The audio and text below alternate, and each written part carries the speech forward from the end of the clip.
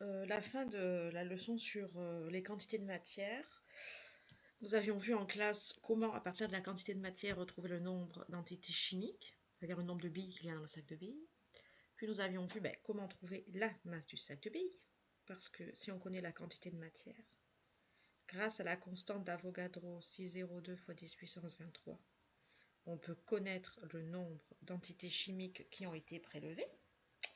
Et puis, comme on sait calculer la masse d'un atome, eh bien on sait aussi calculer la masse d'un ion ou d'une molécule. Donc, on peut avoir accès à la masse totale de l'échantillon à prélever. Nous nous étions arrêtés là. Et puis, nous avions abordé le cas en TP de prélever un volume. Donc, on reprend là.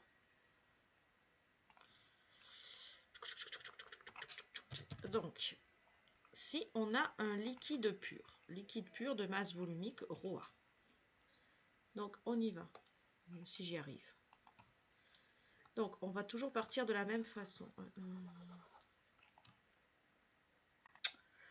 Donc, si on connaît le nombre de particules, alors, le nombre de particules de X, c'est le nombre de sacs de billes fois constante d'Avogadro, ce qu'il y a dans un sac de billes.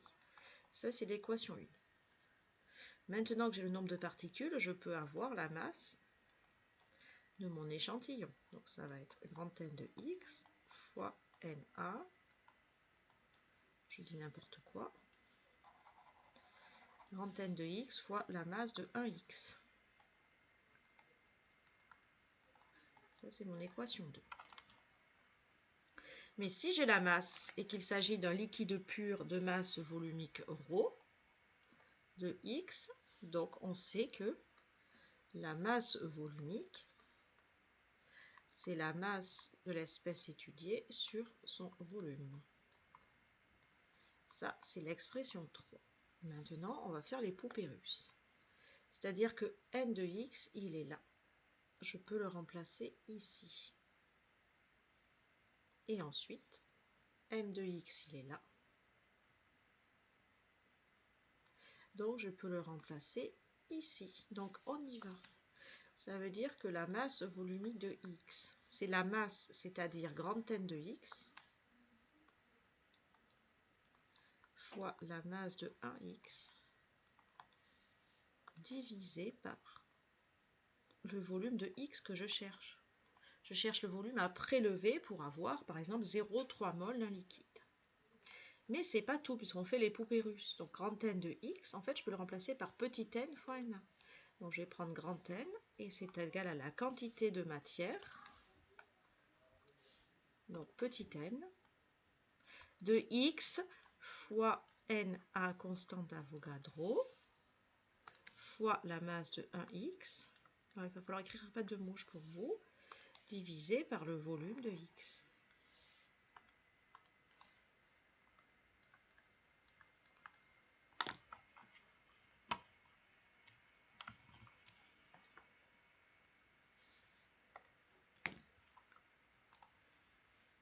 Donc, on va récapituler.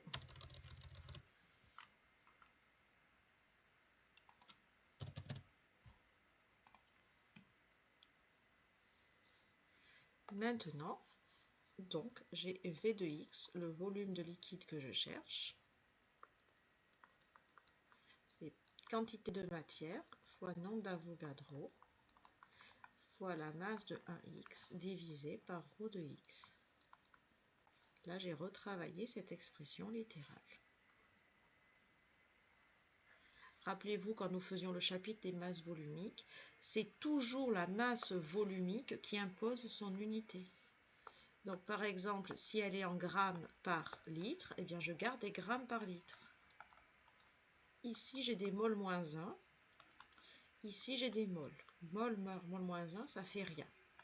Ici, j'ai des grammes. Le gramme s'élimine avec le gramme. Il reste 1 divisé par 1 sur litre. Divisé par une fraction, c'est multiplié par son inverse, donc il reste des litres. C'est bien homogène à un volume. Je sais que l'expression littérale n'est pas aberrante. Uniquement pour ceux qui vont aller en première spé. Vous notez que nous avions déjà dit que la masse de une molécule fois la constante d'Avogadro, c'est ce qu'on appelait la masse molaire. Donc pour ceux qui vont aller en première spé, le volume à prélever, ça sera petit n fois grand M divisé par ρ. Et donc ici, j'aurai des grammes par mol divisé par des grammes par litre. Les grammes s'éliminent, il reste des mols par litre. Des mols moins 1 par litre, pardon. Donc multiplié par des mols, ça s'élimine. Donc il reste bien à nouveau des grammes, des litres, pardon. Donc c'est bien homogène. Maintenant, on va faire la même chose, c'est ce qu'on a fait en TP pour une solution ionique. Donc je vous rappelle que une solution ionique, pardon, une solution tout court, qui peut être ionique ou moléculaire. Je vous rappelle que ça veut dire que ce n'est pas pur. Donc il y a une concentration. C'est-à-dire que si j'ai une solution à 30 grammes par litre de chlorure de sodium, par exemple, d'eau salée, il faut prendre 1 litre de solution pour avoir 30 grammes de sel. Mais je vous rappelle qu'un litre de solution aqueuse, ça fait un petit peu plus de 1 kg puisqu'elle est salée. 1 litre d'eau pure ferait 1 kg. Donc on repart exactement sur les mêmes bases. C'est un calcul raisonnement en 3 étapes. Alors je sais que les copains de votre classe m'ont dit qu'ils préféraient X. Donc on y va. Quand on a petit n la quantité de matière, en multipliant par la constante d'Avogadro, on peut toujours connaître le nombre de particules. Quand on a le nombre de particules, on peut connaître la masse de l'échantillon à prélever, puisque c'est le nombre de particules fois la masse de une particule. Ça, c'est la masse de soluté. Donc maintenant, je sais que la concentration en masse, vue dans le chapitre 2, c'est la masse de soluté sur volume de solution. Vous voyez, c'est plus un liquide pur, c'est le volume de la solution. C'est-à-dire si je fais un sirop de fruits, je suis obligée de prendre les jus de fruits, l'eau et le sucre. Et à nouveau, on raisonne en poupée russe. C'est-à-dire que là, j'ai l'expression de grand N. Donc grand N, je vais le mettre à la place de grand N. Puis là, j'ai l'expression de petit m. Donc je vais le mettre à la place de petit m. Donc au final, il reste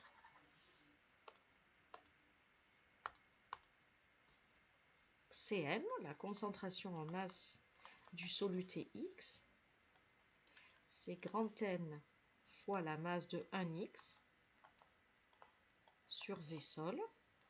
Or, grand N c'est égal à petit n fois Na. Donc ça veut dire que ça, c'est petit n de x fois Na multiplié par la masse de 1x. Ah, j'aurais dû aller à la ligne. Bon, je vais aller à la ligne. Vous pouvez continuer. Donc ça, c'est la quantité de matière. Voilà, la constante d'Avogadro fois ce que pèse une entité chimique du soluté. Multiplié par le volume de la solution. Donc si je cherche le volume de la solution à prélever, c'est ce que nous avons fait dans le TP sur le dentifrice pour éléphant. Ensuite, il vous reste à manipuler l'expression littérale et vous exprimer V sol. Donc je vous laisse faire comme des grands.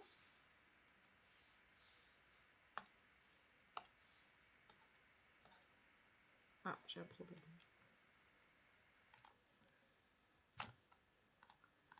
On regarde les unités si c'est homogène.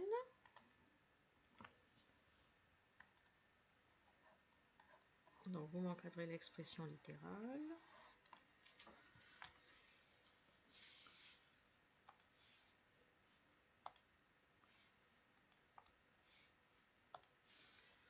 Alors, la masse d'une entité, c'est en grammes. La masse d'un volume, c'est en litres en chimie. Je vous rappelle que l'unité légale des volumes, ce n'est pas le gramme, c'est le mètre cube.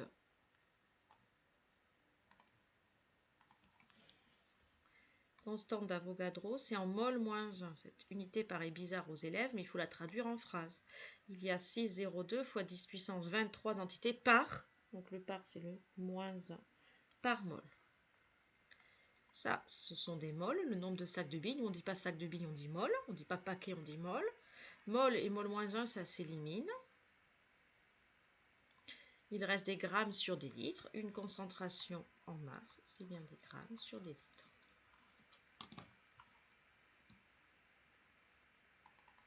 On va essayer de faire l'application en direct. Le chloroforme CHCl3 était autrefois utilisé pour ses propriétés anesthésiques. Calculer le nombre de molécules de chloroforme. Un nombre de molécules, ce n'est pas manipulable. Une molécule étant très très petite. Donc là, c'est grand N qu'on cherche. Donc, calculer le nombre de molécules de chloroforme dans un échantillon contenant une quantité de 0,20 mol. C'est-à-dire qu'on est loin d'avoir un paquet. 0,20 c'est un cinquième, on a un cinquième de paquet en chimie. Donc petit a. Je vous rappelle que ce qui est lourd en chimie, c'est dès l'instant où vous avez les formules chimiques, il faut les annoter. Donc le nombre de chloroforme, de molécules, c'est le nombre de sacs de billes, donc le nombre de paquets, c'est-à-dire qu'on appelle la mole, multiplié par ce qu'il y a. Donc vous avez des mol moins 1 multiplié par des mols. Il reste bien un nombre sans dimension. Donc ça fait 0,20 fois 6,02 fois 10 puissance 23. Il faut donner deux chiffres significatifs. Donc 6 fois 2, 12. Donc 1,2 fois 10 puissance 23 molécules.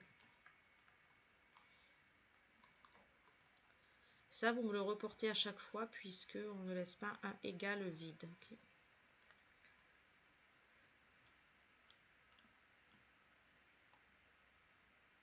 Alors, en déduire la masse, non, calculer la masse d'une molécule de chloroforme. Alors, j'avais dû oublier de vous donner des données. On sait que la masse de une molécule de CHCl3, c'est la masse de H plus la masse de C plus 3 fois la masse de Cl. Donc, la masse de CH, ça c'est la B, Cl3. Dans H, il y a un seul proton. Donc, c'est 1 fois la masse d'un proton. Le nombre de masses de C, c'est 12. Donc, 12 fois la masse d'un proton, plus 3. Et la masse du chlore, c'est 17. Le nombre de masses, donc 17 fois MP. Donc, on peut factoriser par MP.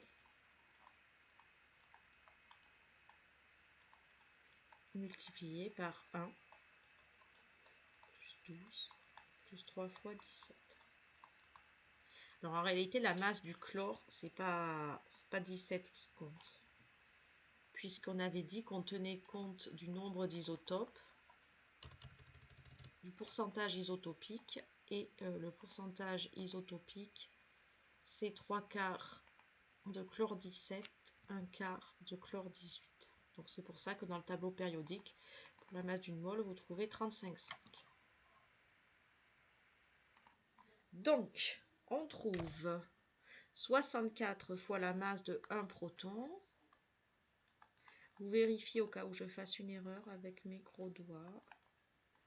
Donc, ça fait 64 fois la masse d'un proton.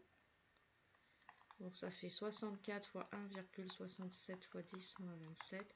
Bien évidemment, je ne vous donne pas de l'apprendre par cœur, je ne l'ai pas donné puisque c'est plus haut dans la leçon. Attention, ce sont des kilos. Donc 1,07 fois 10 puissance moins 25 kg.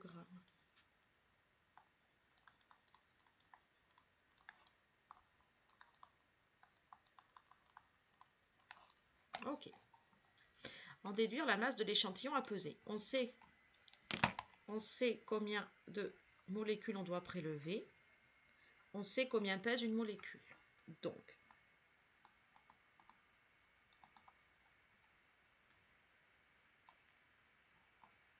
question C.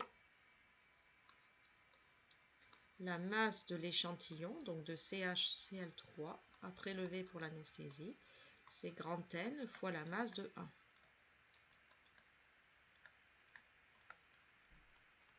Donc 1,2 fois 10 puissance 23 multiplié par 1,05 fois, attention, il y a un piège, parce qu'ici il faut des grammes, là j'aurai rien, donc là j'aurai des grammes. Si par hasard vous laissez en kilogrammes ici,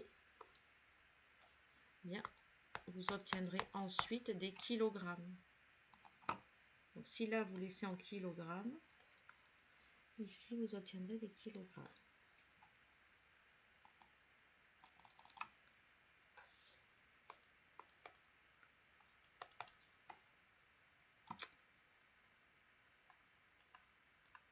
Donc on y va, on fait le calcul.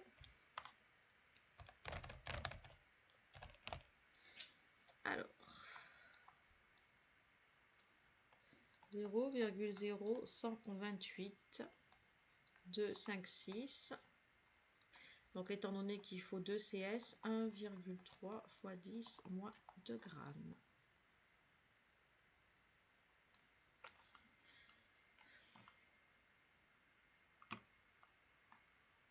Ah mais je crois qu'en fait je vous avais donné les données mais qu'elles étaient plus loin. Elles sont peut-être effacées sur mon exercice. Alors j'ai effectivement retrouvé l'original parce que moi j'avais dû effacer pour vous l'enregistrer. Donc là en fait vous additionnez les masses, elles sont directement données. Je l'ai fait. On trouve 1,99 fois 10 moins 25. Alors je ne sais pas si ça change grand chose de ce que nous avions trouvé. En sommant les... je donne 3 CS puisque c'est une addition avec 3 CS. Nous allions trouver 1,06. Ah oui, j'avais fait une grosse erreur alors. Donc on recommence. On poids 67 exposant moins 27 plus 2 exposant moins 26 plus 3 fois 5,90 exposant moins 26. 1,98 fois 10 moins 25. J'avais fait une belle erreur de calcul, ben, vous la détecterez très certainement. Donc quand on multiplie par 1,2 exposant 23 particules, ah oui, on ne trouve pas du tout la même chose. Donc normalement, vous êtes censé trouver que la masse à prélever de chloroforme, c'est 0,024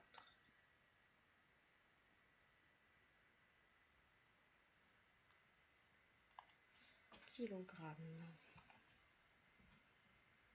Puisqu'on est resté là en kilogrammes avec ce calcul.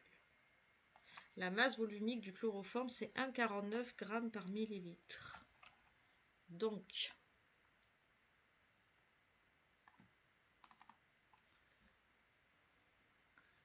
ρ de CHCl3, c'est la masse de CHCl3 divisé par le volume de CHCl3.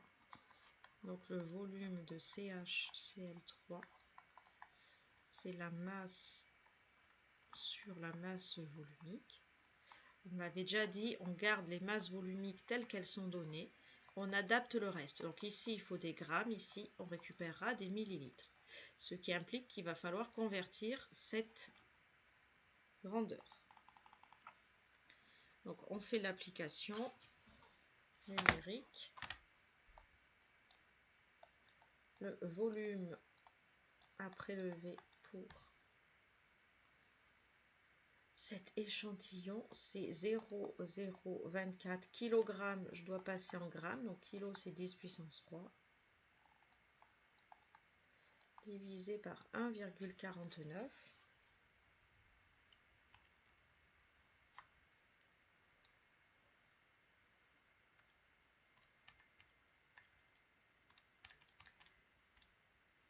Ça fait 16 millilitres, puisqu'on récupère le résultat en millilitres. Alors ça fait 16,00027.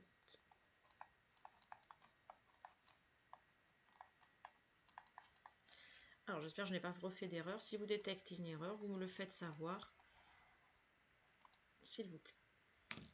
Bon, je vous rappelle que pour la prochaine fois, j'ai donné l'exercice 1 de cette fiche et j'ai donné 2 exercices du livre. Bon courage, bonnes vacances.